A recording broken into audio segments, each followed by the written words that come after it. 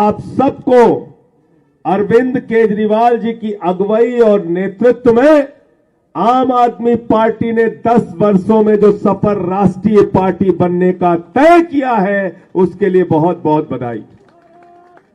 पूरे देश की जनता को बधाई, खास तौर से गुजरात की जनता को बहुत बहुत धन्यवाद और आभार कि आज देश की सबसे तेजी से बढ़ने वाली पार्टी आम आदमी पार्टी को गुजरात की जनता ने अपना आशीर्वाद देके, अपना वोट देके 10 वर्षों में यह सौभाग्य दिया कि आम आदमी पार्टी आज राष्ट्रीय पार्टी बन गई है। लगभग 35 लाख से ज्यादा वोट गुजरात में अब तक आम आदमी पार्टी के खाते में आ चुके हैं, जो हम लोग अभी रिजल्ट देख के आ रहे थे। साथियों और दोस्तों, कई लोग इस परिणाम को अलग अलग दृष्टि से देख सकते हैं। आम आदमी पार्टी के एक एक कार्यकर्ता ने बहुत मेहनत की गुजरात के अंदर। आम आदमी पार्टी के संगठन ने दिन रात मेहनत करके काम किया। अरविंद केजरीवाल जी के नेतृत्व में बहुत अच्छे ढंग से हम लोग चुनाव लड़े, घर घर गए, गांव गांव गए प्रचार के लिए। लेकिन हमें नहीं भूलना चाहिए कि भारतीय जनता पार्टी की प्रयोगशाला कही जाती है गुजरात। मोदी और अमित शाह जी का गढ़ कहा जाता है गुजरात। 27 साल का किला था भारतीय जनता पार्टी का। अगर उस किले को भेदने का काम किसी नेता ने किया है तो अरविंद केजरीवाल और आम आदमी पार्टी ने किया है। आम आदमी पार्टी के कार्यकर्ताओं को इसके लिए बधाई देना चाहता हूं। ठीक है, कोई भी पार्टी चुनाव हारने के लिए चुनाव नहीं लड़ती।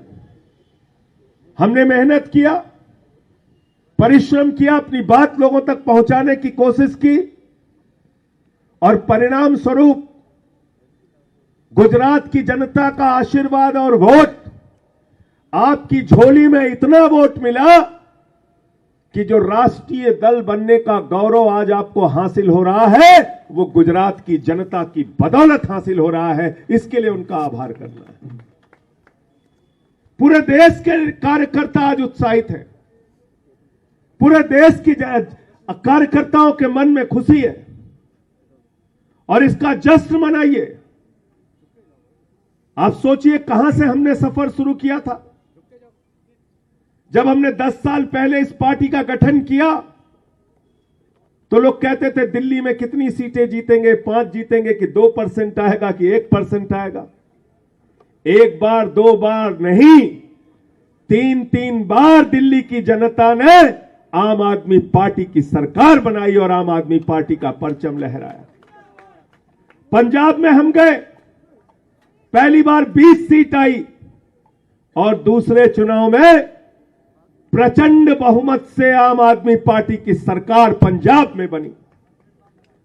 गोवा जैसे सुदूर राज्य में गए, वहां भी आम आदमी पार्टी ने खाता खोला, 2 सीटें मिली। और गुजरात, जो भारतीय जनता पार्टी का गढ़ कहा जाता है, उस गुजरात में गए तो वहां की जनता ने आपको राष्ट्रीय पार्टी बना दिया। 35 लाख वोट अभी तक मिल चुके हैं और 2 सीटों के परिणाम भी आपके पक्ष में आ चुके हैं। 2 सीटें अब तक आप लोग जो परिणाम आया उसमें जीत चुके हैं। तो इसलिए लोगों का आशीर्वाद, लोगों का प्यार, लोगों का इतना मत आपको क्यों मिल रहा है? क्योंकि दिल्ली में जनता के लिए काम करके अरविंद केजरीवाल जी ने दिखाया। पंजाब में हमारी सरकार ने 1 जुलाई से जब बिजली फ्री की तो 63 लाख परिवारों का 0 बिजली का बिल आया है पंजाब में। आज जो एमसीडी के चुनाव में जहां 15 साल से भारतीय जनता पार्टी का गढ़ था, 15 साल से भारतीय जनता पार्टी का किला था, उस किले को अरविंद केजरीवाल जी ने कल जब एमसीडी का परिणाम आया तो उस किले को ध्वस्त करने का काम किया।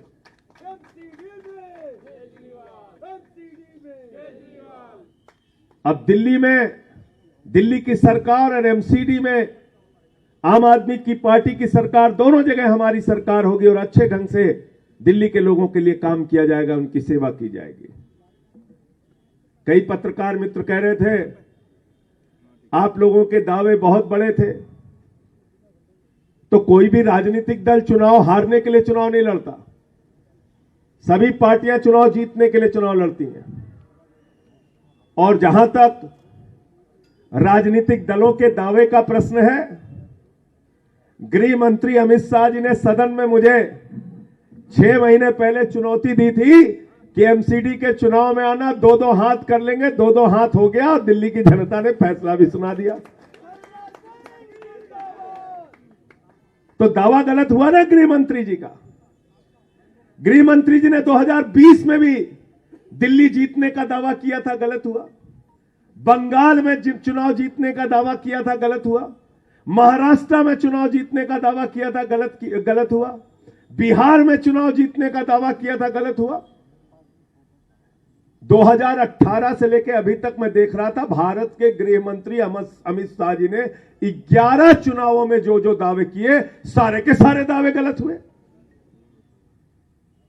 भारत के प्रधानमंत्री आदरणीय नरेंद्र मोदी जी 2016 में बंगाल का चुनाव लड़े, 3 सीट आई उनकी। 16 छोड़ दीजिए आप, अभी आंध्र प्रदेश का चुनाव हुआ, 173 सीट पर भारतीय जनता पार्टी 2019 में चुनाव लड़ी और पूरी मेहनत की, उसने पूरी ताकत लगाई। प्रधानमंत्री जी ने कई रैलियां की और पूरे आंध्र प्रदेश में 173 की 173 सीटों पर बीजेपी की जमानत जब्त हुई। 0.8% वोट आया, 1% से भी कम वोट आया। तो गुजरात का फैसला अगर भारतीय जनता पार्टी के दूसरे राज्यों के चुनाव परिणाम की दृष्टि से भी आप देखें तो आम आदमी पार्टी के लिए बहुत बड़ा फैसला है, बहुत बड़ी जीत है, बहुत बड़े साहस। भारत माता की।